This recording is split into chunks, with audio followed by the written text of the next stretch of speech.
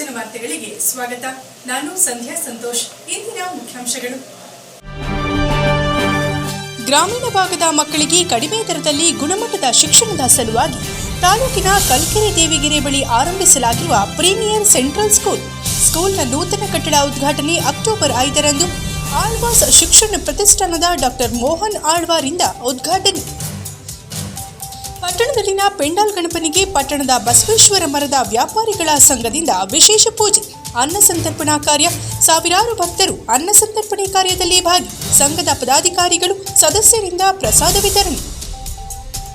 ಸಮಗ್ರ ಕೃಷಿ ವಿಧಾನದಲ್ಲಿ ಕೃಷಿಯಲ್ಲಿ ರೈತರು ಲಾಭ ಗಳಿಸಲು ಸಾಧ್ಯ. ಇದರಿಂದ ಪರಿಸರ ಸಂರಕ್ಷಣೆಗೂ ಆದ್ಯತೆ ಎಂದ ಕೃಷಿ ತಾಂತ್ರಿಕ ವ್ಯವಸ್ಥಾಪಕಿ ಅರ್ಪಿತಾ. ಜಂಬೂರಿನಲ್ಲಿ ನಡೆದ ರೈತ ಕ್ಷೇತ್ರ ಪಾಠಶಾಲಾ ಕಾರ್ಯಕ್ರಮದಲ್ಲಿ ಹೇಳಿಕೆ. ವಾರ್ತೆಗಳ ವಿವರ. ಶಿಕ್ಷಣ ಕ್ಷೇತ್ರದಲ್ಲಿ ಪ್ರತಿದಿನ ಬದಲಾವಣೆಯಾಗುತ್ತಿದ್ದು, ಗ್ರಾಮೀಣ ಭಾಗದ ಮಕ್ಕಳು ನಗರದ ಮಕ್ಕಳಿಗೆ ಪೈಪೋಟಿ ನೀಡುವ ಮಟ್ಟಕ್ಕೆ ತಯಾರುಗೊಳಿಸುವ ಉದ್ದೇಶದೊಂದಿಗೆ ತಾಲೂಕಿನ ಕಲ್ಕೆರೆ ಸಮೀಪ ದೇವಗಿರಿಯಲ್ಲಿ ಅತ್ಯುನ್ನತ ಗುಣಮಟ್ಟದ ಶಿಕ್ಷಣ ಬೋಧನೆಯ ಪರಿಕಲ್ಪನೆಯೊಂದಿಗೆ ಪ್ರೀಮಿಯರ್ ಸೆಂಟ್ರಲ್ ಸ್ಕೂಲ್ ಆರಂಭಿಸಲಾಗಿದೆ ಎಂದು premier education and charitable trust ಅಧ್ಯಕ್ಷರಾದ ಆರ್ ಗೋವಿಂದಪ್ಪ ತಿಳಿಸಿದ್ದಾರೆ. ಪಟ್ಟಣದಲ್ಲಿನ ಪತ್ರಕರ್ತರ ಭವನದಲ್ಲಿ ಸುದ್ದಿಗೋಷ್ಠಿಯಲ್ಲಿ ಮಾತನಾಡಿದ ಅವರು, 2021ರಿಂದ 2015ರವರೆಗೆ ಮೂಡಬಿದ್ರೆಯಲ್ಲಿ ಶಿಕ್ಷಕನಾಗಿ, ಉಪನ್ಯಾಸಕನಾಗಿ ಕೆಲಸ ಮಾಡಿದ ಅನುಭವದ ಜೊತೆಗೆ ಸರ್ಕಾರಿ ಹುದ್ದೆಯನ್ನು ತ್ಯಜಿಸಿ ಪ್ರಯೋಗಶೀಲ ಮನೋಭಾವವನ್ನು ಹೊಂದಿ ಮೊದಲಿಗೆ ಕಾರವಾರದಲ್ಲಿ ಶಾಲೆ ಮತ್ತು ಕಾಲೇಜನ್ನು ಸ್ಥಾಪಿಸಿ ದೇಶಕ್ಕೆ ಅತ್ಯುನ್ನತ ಪ್ರತಿಭೆಗಳನ್ನು ಕೊಟ್ಟ ಹೆಗ್ಗಳಿಕೆ ನಮ್ಮ ಪ್ರೀಮಿಯರ್ ಸ್ಕೂಲ್ ಅಂಡ್ ಕಾಲೇಜಿನದ್ದು. ಗ್ರಾಮೀಣ ಭಾಗದಲ್ಲಿಯೂ ಸಾಕಷ್ಟು ಪ್ರತಿಭಾವಂತರಿದ್ದು ಉತ್ತಮ ಶಿಕ್ಷಣದ ಜೊತೆಗೆ ಅವಕಾಶಗಳನ್ನು ಕಲ್ಪಿಸಿದಲ್ಲಿ ಇವರು ದೇಶದ ಉತ್ತಮ ವಿಜ್ಞಾನಿಗಳು, ಸಂಶೋಧಕರು, ವೈದ್ಯರು, ನಾಗರಿಕ ಸೇವೆಯಂತಹ ಹುದ್ದೆಗಳಲ್ಲಿ ತೊಡಗಬಹುದು ಎಂಬುದನ್ನು ಸಾಬೀತುಪಡಿಸುವ ಉದ್ದೇಶದೊಂದಿಗೆ ದೇವಗಿರಿ ಬಳಿ ಪ್ರಸಕ್ತ ವರ್ಷದಿಂದ ಸ್ಕೂಲನ್ನು ಆರಂಭಿಸಲಾಗಿದೆ. ಆ ಭಾಗದ 48 ಗ್ರಾಮಗಳನ್ನು ಗುರಿಯಾಗಿಟ್ಟುಕೊಂಡು ಶಿಕ್ಷಣ ಸಂಸ್ಥೆಯನ್ನು ಆರಂಭಿಸಿರುವ ನಾವು ಬರೀ ಹೇಳಿಕೊಳ್ಳುವವರಲ್ಲ, ಸಾಧಿಸಿ ತೋರಿಸುವವರು ಎಂಬುದನ್ನು ಶೀಘ್ರದಲ್ಲಿ ಸಾಬೀತು ಮಾಡಲಿದ್ದೇವೆ ಎಂದರು. 1ರಿಂದ 10ನೇ ತರಗತಿವರೆಗೂ ಶಾಲೆಯನ್ನು ಆರಂಭಿಸಲು ಸರ್ಕಾರದಿಂದ ಅನುಮತಿ ಸಿಕ್ಕಿದ್ದು, ಇದೀಗ 2024-25ನೇ ಶೈಕ್ಷಣಿಕ ಸಾಲಿಗೆ ಎಲ್ಕೆಜಿಯಿಂದ 5ನೇ ತರಗತಿಯವರೆಗೆ ಶಾಲೆಯನ್ನು ಆರಂಭಿಸಲಾಗಿದೆ. ಇನ್ನೆರಡು ವರ್ಷದಲ್ಲಿ ಪಿಯು ಕಾಲೇಜನ್ನು ಆರಂಭಿಸಲಾಗುವುದು. ಕರಾವಳಿ ಭಾಗದಲ್ಲಿನ ಶಿಸ್ತು, ಶೈಕ್ಷಣಿಕ ವಾತಾವರಣವನ್ನು ಸೃಷ್ಟಿಸುವ ಗುರಿ ನಮ್ಮದಾಗಿದೆ ಎಂದ ಅವರು, ಸ್ಕೂಲ್ನ ಮೊದಲ ಅಂತಸ್ತಿನ ಕಟ್ಟಡದ ಉದ್ಘಾಟನೆಯನ್ನು ಅಕ್ಟೋಬರ್ 5ರಂದು ಸಂಜೆ 5 ಗಂಟೆಗೆ ಮೂಡುಬಿದ್ರೆಯ ಆಳ್ವಾಸ್ ಶಿಕ್ಷಣ ಪ್ರತಿಷ್ಠಾನದ ಅಧ್ಯಕ್ಷರಾದ ಡಾಕ್ಟರ್ ಎಂ ಮೋಹನ್ ಆಳ್ವಾ ನೆರವೇರಿಸಲಿದ್ದಾರೆ.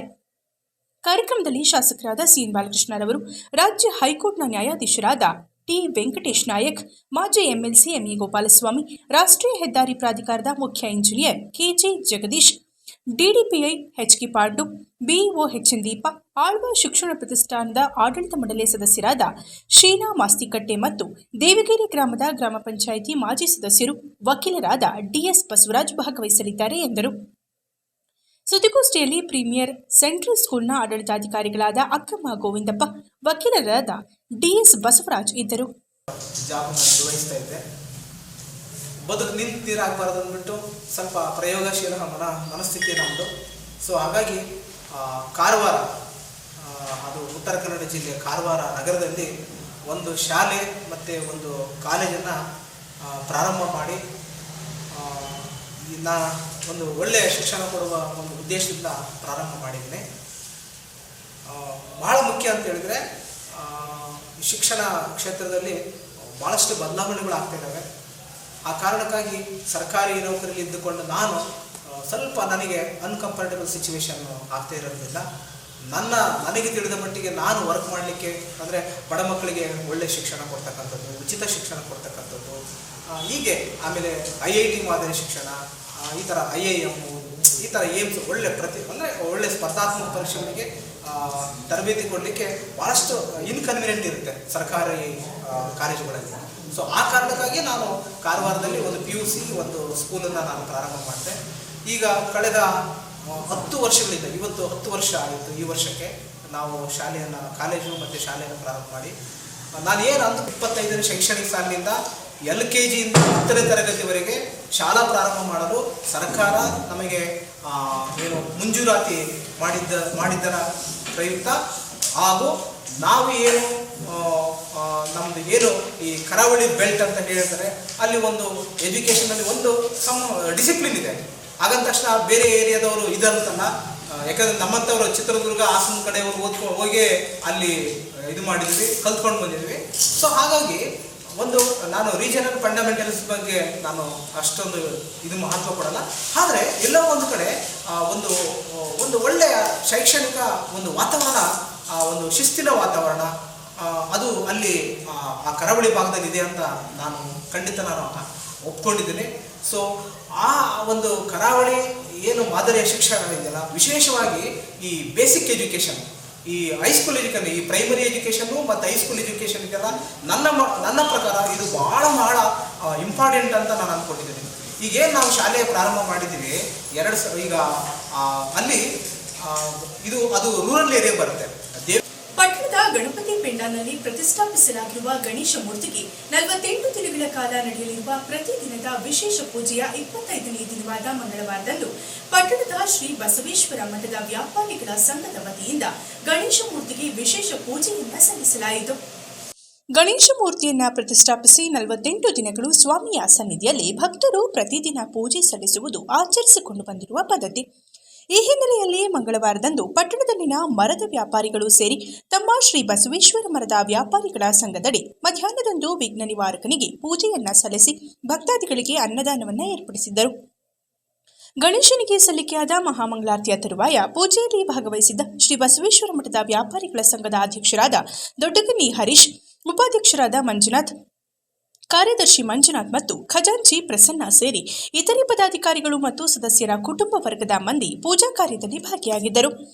ಗಣಪತಿ ಸೇವಾ ಸಮಿತಿಯ ಅಧ್ಯಕ್ಷ ಸಿಎನ್ ಅಶೋಕ್ ರವರು ಬಸವೇಶ್ವರ ಮರದ ವ್ಯಾಪಾರಿಗಳ ಸಂಘದ ಅಧ್ಯಕ್ಷರಾದ ದೊಡ್ಡಗನ್ನಿ ಹರೀಶ್, ಉಪಾಧ್ಯಕ್ಷರಾದ ಮಂಜುನಾಥ್, ಕಾರ್ಯದರ್ಶಿ ಮಂಜುನಾಥ್ ಮತ್ತು ಖಜಾಂಚಿ ಪ್ರಸನ್ನರವರನ್ನು ಅಭಿನಂದಿಸಿದರು. ತದನಂತರ ನಡೆದ ಅನ್ನದಾನದಲ್ಲಿ ಶ್ರೀ ಬಸವೇಶ್ವರ ಮರದ ವ್ಯಾಪಾರಿಗಳ ಸಂಘದ ಎಲ್ಲ ಪದಾಧಿಕಾರಿಗಳು ಸದಸ್ಯರು ಆಹಾರ ವಿತರಿಸುವ ಮೂಲಕ ಅನ್ನದಾನಕ್ಕೆ ಚಾಲನೆಯನ್ನ ನೀಡಿದರು. ಈ ವೇಳೆ ಸಮಿತಿಯ ಪದಾಧಿಕಾರಿಗಳು ಹಾಜರಿದ್ದರು. ಸಂಚಾರ ಮಾಡಿ ಸಾನ್ನಿಧ್ಯವನ್ನು ಪಡೆದಿರುವ ಶ್ರೀ ಬಸವೇಶ್ವರ ಸ್ವಾಮಿಯವರ ಒಂದು ಅನುಗ್ರಹವನ್ನು ಬೇಡುತ್ತಾ ಈ ಕ್ಷೇತ್ರದಲ್ಲಿ ಸಂಚಾರ ಮಾಡಿ ಸಾನ್ನಿಧ್ಯವನ್ನು ಪಡೆದು ಐತಿಹ್ಯ ಹೊಂದಿರುವ ಚನ್ನರಾಯಪಟ್ಟಣದ ವಿಘ್ನೇಶ್ವರ ಸ್ವಾಮಿಯವರ ಒಂದು ಅನುಗ್ರಹವನ್ನು ಬೇಡುತ್ತಾ ಇವತ್ತು ನಮ್ಮ ಶ್ರೀ ಬಸವೇಶ್ವರ ಮರದ ವ್ಯಾಪಾರಿಗಳ ಒಂದು ಸಂಘವನ್ನು ಯಾವ ಒಂದು ಸುಸಂದರ್ಭದಲ್ಲಿ ನಮ್ಮ ಹಿರಿಯವರು ಇವತ್ತು ಒಂದು ಸ್ಥಾಪನೆಯನ್ನು ಮಾಡಿದ್ರು, ಇವತ್ತು ಒಂದು 22ನೇ ವರ್ಷದ ಒಂದು ಸುಸೂತ್ರವಾಗಿ ಸಂಘವನ್ನು ನಡೆಸ್ಕೊಂಡು ಬರ್ತಾಯಿದ್ದೀವಿ. ಈ ಒಂದು ಸಂದರ್ಭದಲ್ಲಿ ಏನು ನಮ್ಮ ಸಂಘದ ರೂಪುರೇಷೆಗಳನ್ನು ಹಿರಿಯವರು ಹಾಕಿಕೊಟ್ಟು ಅದರಲ್ಲಿ ಎಲ್ಲರಿಗೂ ಸಹ ಇವತ್ತು ಮರದ ವ್ಯಾಪಾರಸ್ಥರಿಗೆ ಒಂದು ರಕ್ಷಣೆ ಬೇಕು ಅಂತ ಏನು ಒಂದು ವಿಮೆಯನ್ನು ಮಾಡಿಸ್ಕೊಂಡು ಎಲ್ಲರಿಗೂ ಸಹ ಅನುಕೂಲವಾದ ಆಗ ರೀತಿಯಲ್ಲಿ ಈ ಸಂಘವನ್ನು ಮುನ್ನಡೆಸ್ಕೊಂಡು ಬಂದಿರತಕ್ಕಂಥ ಹಿರಿಯ ಗೌರವ ಅಧ್ಯಕ್ಷರು ಹಾಗೂ ಈಗ ಹಾಲಿ ಅಧ್ಯಕ್ಷರು ಹಾಗೂ ಎಲ್ಲ ಸದಸ್ಯರುಗಳಿಗೂ ಸಹ ಈ ಒಂದು ಸಂದರ್ಭದಲ್ಲಿ ಒಂದು ಸ್ವಾಗತವನ್ನು ಬಯಸ್ತಾ, ಇವತ್ತು ಏನು ವಿಘ್ನೇಶ್ವರ ನಮ್ಮ ಪುರಸಭೆ ಶ್ರೀ ಪ್ರಸನ್ನ ಗಣಪತಿ ಸೇವಾ ಸಮಿತಿಯ ಒಂದು ಆಸ್ಥಾನ ಮಂಟಪದಲ್ಲಿ ಆ ಭಗವಂತನ ಒಂದು ಸನ್ನಿಧಾನದಲ್ಲಿ ಪೂಜೆಯನ್ನು ಏನು ನೆರವೇರಿಸ್ತಾ ಇದ್ದಾರೆ. ಇವತ್ತು 52 ದಿನ ಒಂದು ಪೂಜೆಯನ್ನು ನೆರವೇರಿಸ್ತಾ ಇರ್ತಕ್ಕಂಥ ಒಂದು ಸಂದರ್ಭದಲ್ಲಿ ನಮ್ಮದು ಸಹ ಒಂದು ದಿನ ಒಂದು ಪೂಜೆಗೆ ಒಂದು ಅನ್ನದಾನದ ವ್ಯವಸ್ಥೆಯನ್ನು ಇವತ್ತು ಸಂಘದಿಂದ ನೆರವೇರಿಸಿದ್ದಕ್ಕೆ ಎಲ್ಲ ಸದಸ್ಯರು ಸಹ ಬಸವೇಶ್ವರ ಸಂಘ ಸ್ಥಾಪನೆ ಮಾಡಿ ಒಂದು 25-26 ವರ್ಷ ಆಯಿತು. ಇಲ್ಲಿವರೆಗೂ ನಮ್ಮ ಬಸವೇಶ್ವರ ಸಂಘದ ಹಿರಿಯರು ಮಾರ್ಗದರ್ಶನ ಕೊಟ್ಕೊಂಡು ಎಲ್ಲ ಒಗ್ಗಟ್ಟಾಗಿ ವರ್ಷ ಚೀಟಿ ನಡೆಸ್ಕೊಂಡು ಈ ಹೋದ ವರ್ಷದಿಂದ ಅನುದಾನ ಮಾಡೋಕ್ಕೆ ನಮಗೊಂದು ಅವಕಾಶ ಕೊಟ್ಟವ್ರೆ. ಗಣಪತಿ ಪೆಂಡಾಲಲ್ಲಿ ಪ್ರತಿ ವರ್ಷ ಮಾಡೋಣ ಅಂತ ಆ ಕಾರ್ಯಕ್ರಮ ಹೊಂದ್ಕೊಂಡು ಹಾಗೂ ನಮ್ಮ ಸಂಘದಲ್ಲಿ ಯಾವುದೇ ಸದಸ್ಯರು ಒಂದು ಕಷ್ಟ ಸುಖಕ್ಕೆ ಆಗಲಿ ಆಮೇಲೆ ಯಾವುದೇ ಒಂದು ಇದಕ್ಕೆ ಬರೆದಂಗೆ ವಿಘ್ನೇಶ್ವರ ಕೃಪೆಯಿಂದ ಒಂದು ಪೂಜೆ ಮಾಡಿಸ್ಕೊಂಡು ಹೋಗ್ತಾ ಇದ್ದೀವಿ. ಮುಂದೆನೂ ಈ ಥರ ಒಗ್ಗಟ್ಟಾಗಿ ನಡೆಸ್ಕೊಂಡು ಹೋಗ್ತೀವಿ. ರೈತರು ಸಮಗ್ರ ಕೃಷಿ ವಿಧಾನಗಳನ್ನು ಅಳವಡಿಸಿಕೊಂಡಲ್ಲಿ ಮಾತ್ರ ಕೃಷಿಯಲ್ಲಿ ಲಾಭ ಗಳಿಸುವ ಮೂಲಕ ಆರ್ಥಿಕವಾಗಿ ಅಭಿವೃದ್ಧಿ ಹೊಂದುವುದರ ಜೊತೆಗೆ ಪರಿಸರ ಸಂರಕ್ಷಣೆಯನ್ನ ಮಾಡಬಹುದೆಂದು ಕೃಷಿ ಇಲಾಖೆಯ ತಾಂತ್ರಿಕ ವ್ಯವಸ್ಥಾಪಕಿಯಾದ ಅರ್ಪಿತಾ ರವರು ತಿಳಿಸಿದ್ದಾರೆ. ಶ್ರೀ ಕ್ಷೇತ್ರ ಧರ್ಮಸ್ಥಳ ಗ್ರಾಮಾಭಿವೃದ್ಧಿ ಯೋಜನೆ ಬಿಸಿ ಟ್ರಸ್ಟ್ ವತಿಯಿಂದ ತಾಲೂಕಿನ ನುಗ್ಗೇಹಳ್ಳಿ ಹೋಬಳಿ ಜಂಬೂರು ಗ್ರಾಮದಲ್ಲಿ ಮಂಗಳವಾರ ಆಯೋಜಿಸಿದ್ದ ರೈತ ಕ್ಷೇತ್ರ ಪಾಠಶಾಲೆ ಕಾರ್ಯಕ್ರಮದಲ್ಲಿ ಮಾತನಾಡಿದ ಅವರು, ಕೃಷಿಯಲ್ಲಿ ಒಂದು ಬಗೆಯ ಬೆಳೆಯನ್ನ ಅವಲಂಬಿಸುವ ಬದಲು ಸಮಗ್ರ ಕೃಷಿಯನ್ನ ರೂಢಿಸಿಕೊಳ್ಳಬೇಕು. ಜೊತೆಗೆ ಪಶುಪಾಲನೆ, ಹೈನುಗಾರಿಕೆ, ಜೇನು ಸಾಕಾಣೆ, ಮೀನು ಸಾಕಾಣೆ ಸೇರಿದಂತೆ ಹಲವು ಬಗೆಯ ಕೃಷಿ ಸಂಬಂಧಿತ ಕ್ರಮಗಳನ್ನು ಕೈಗೊಂಡರೆ ಉತ್ತಮ ಫಲಿತಾಂಶವನ್ನು ಪಡೆಯಬಹುದು. ಇದರಿಂದ ಆರ್ಥಿಕ ಸ್ಥಿರತೆ, ಪರಿಸರ ರಕ್ಷಣೆ, ಉತ್ಪಾದನಾಶೀಲತೆ, ಆಹಾರ ಭದ್ರತೆ ಸಾಧ್ಯವಾಗುತ್ತದೆ. ಅಲ್ಲದೆ ಸಾವಯವ ಕೃಷಿಯಿಂದ ಮಣ್ಣಿನ ಫಲವತ್ತತೆ ಹಾಗೂ ಪರಿಸರ ಸಮತೋಲನವನ್ನು ಕಾಪಾಡಿಕೊಳ್ಳಬಹುದೆಂದು ತಿಳಿಸಿದರು. ಇಲಾಖೆಯಿಂದ ಸಿಗುವ ಸೌಲಭ್ಯಗಳಾದ ಬೆಳೆ ವಿಮೆ, ಬೆಳೆ ಸಮೀಕ್ಷೆ, ಪ್ರಧಾನಮಂತ್ರಿ ಕಿಸಾನ್ ಸಮ್ಮಾನ್ ನಿಧಿ ಯೋಜನೆ ಅಡಿಯಲ್ಲಿ EKYC ಮಾಡಿಸಿರುವ ಕುರಿತು ಹಾಗೂ ಸಿರಿಧಾನ್ಯಗಳ ಮಹತ್ವ ಮತ್ತು ಅದರ ಪ್ರಯೋಜನಗಳ ಬಗ್ಗೆ ತರಬೇತಿಯನ್ನು ನೀಡಿದರು. ಕಾರ್ಯಕ್ರಮದಲ್ಲಿ ಗ್ರಾಮ ಪಂಚಾಯಿತಿ ಸದಸ್ಯ ದೇವರಾಜು, PDO ಬಾಬು, ಗ್ರಾಮಾಭಿವೃದ್ಧಿ ಯೋಜನೆಯ ಕೃಷಿ ಮೇಲ್ವಿಚಾರಕ TM ಮಹದೇವ್ ಪ್ರಸಾದ್, ಒಕ್ಕೂಟದ ಅಧ್ಯಕ್ಷೆ ನಾಗರತ್ನ, ಸೇವಾ ಪ್ರತಿನಿಧಿ ಹಂಸವೇಣಿ, ಪೂಜಾ ಹಾಗೂ ರೈತರು, ಸಂಘದ ಸದಸ್ಯರು ಉಪಸ್ಥಿತರಿದ್ದರು. ಕೊನೆಯಲ್ಲಿ ಮತ್ತೊಮ್ಮೆ ಮುಖ್ಯಾಂಶಗಳು.